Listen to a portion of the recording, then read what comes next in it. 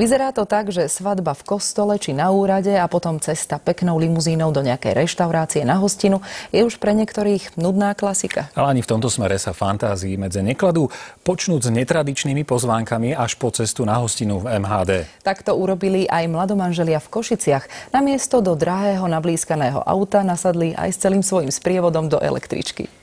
Žiadne luxusné autá, veterány ani historické koče, ale električka, ktorou sa manželia Betty a Marcel rozhodli dopraviť na svoju svadobnú hostinu.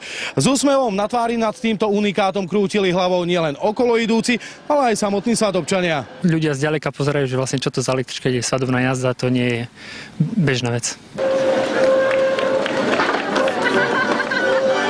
Ženích priznal, že tento výnimočný nápad pochádza z hlavy jeho nevesty, no obaja sa zhodli, že je to aj praktické. Hostia mohli autá nechať zaparkované a tak si s nimi pripiť na ich veľký deň. Každý deň využívam električku.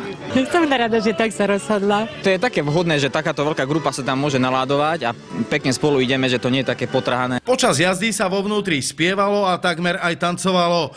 Vodič svadobnej električky musel ísť maximálne opatrne. Po ceste sa totiž podával prípitok na šťastie mladomanželov. Aby sa nerozliali.